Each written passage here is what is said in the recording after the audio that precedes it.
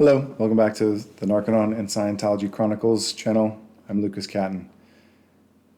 And for this video is going to be a little bit different than a few of the other ones that I've done here. And it was something that has been gnawing at me about the insidiousness of certainty in Scientology and how the entire trap is set up for someone mentally, and why this particular system can be so difficult for some people to get out of when they don't see what it is that they're actually in.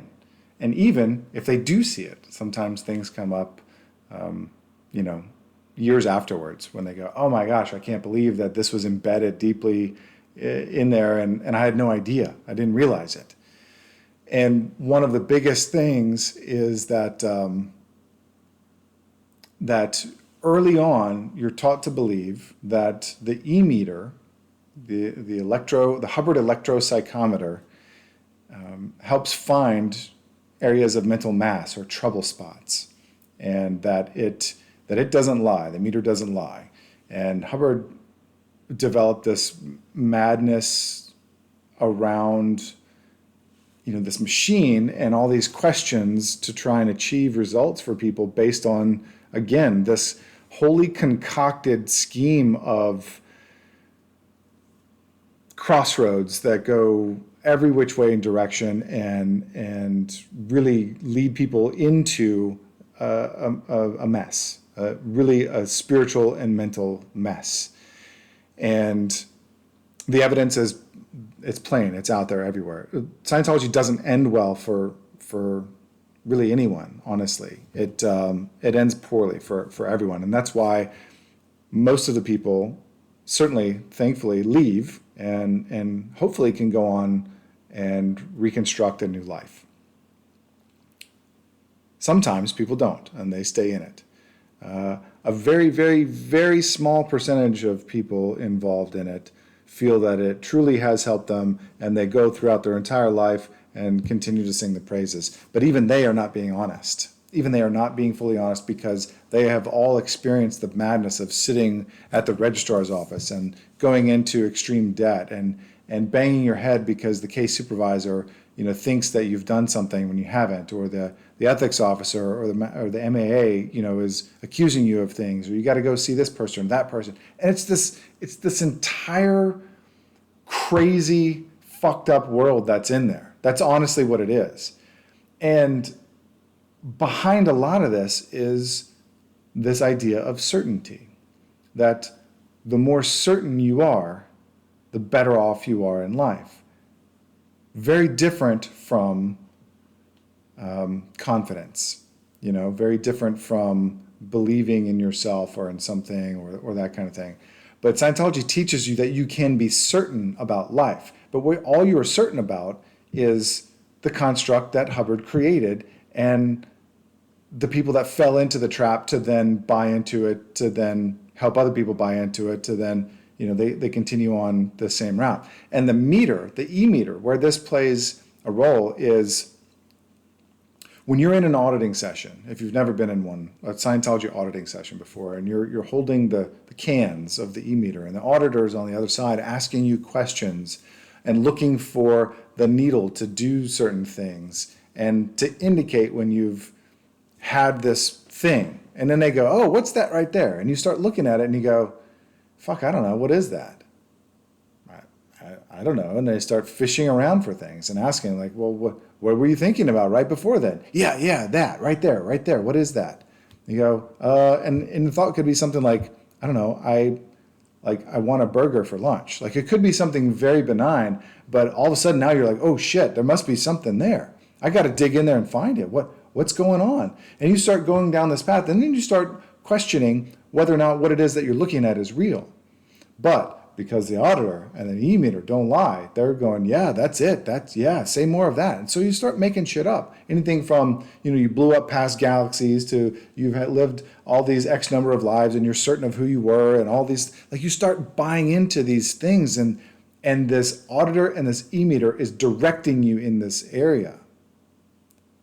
And it goes crazier and crazier and deeper to the point where people believe all this shit's actually real. I used to believe that what was happening in there was real. But yet I was being steered in a direction by some lunatic who wrote all this stuff down that then forced other people to do these things.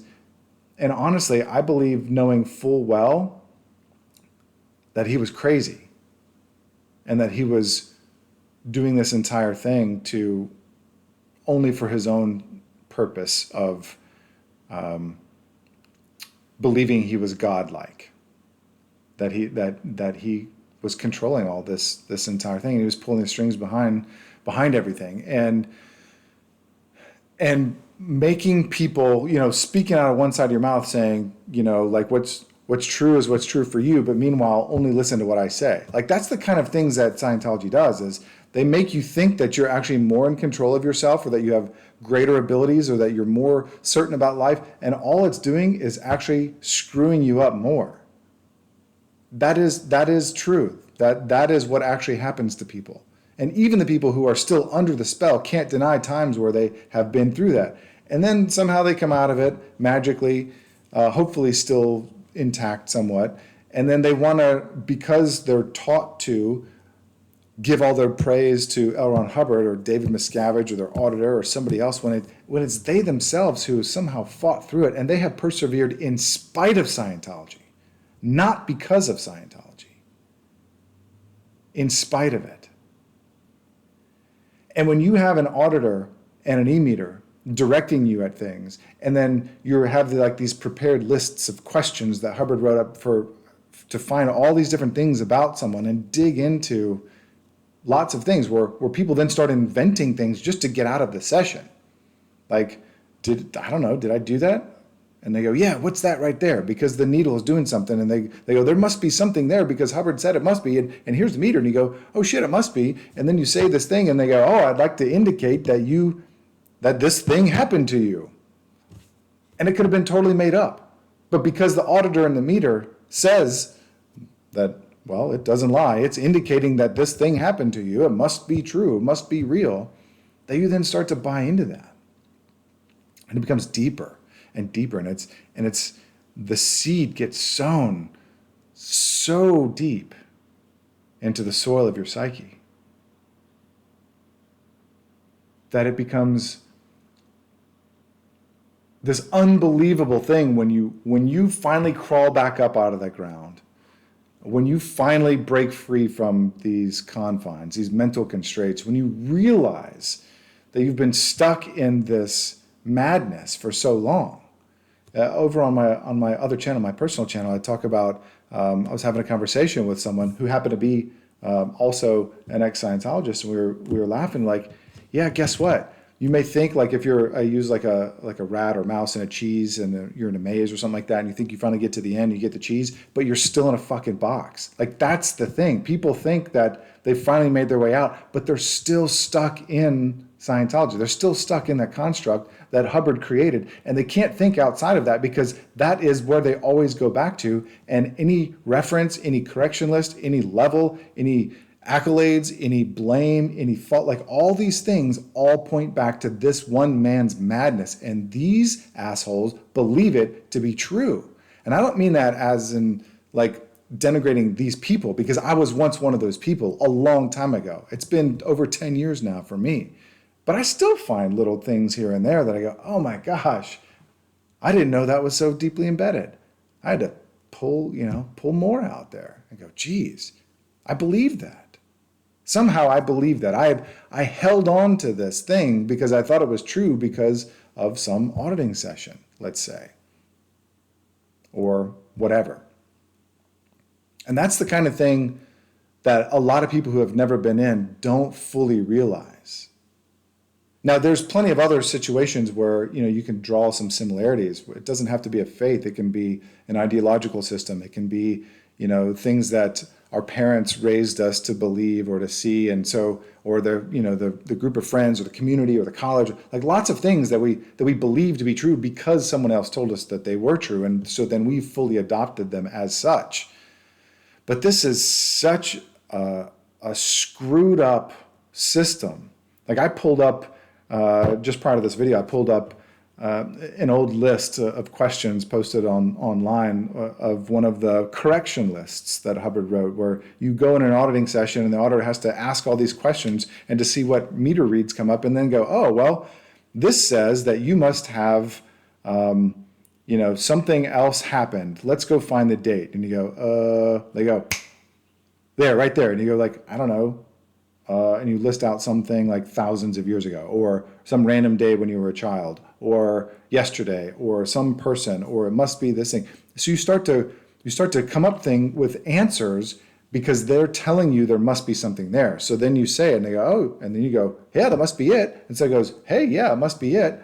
And so it's reading back and forth a lot of this falsity to the point where you literally come out of there thinking and believing shit that's absolutely made up because of a delusional old man and his own personal psychosis that all these people are brought into with the hopes of becoming more certain, but the hopes of potentially becoming more godlike themselves. When they talk about, I think Nancy Cartwright talks about that in her interview about like OT8, let's say, which is the highest achievable state in Scientology, supposedly.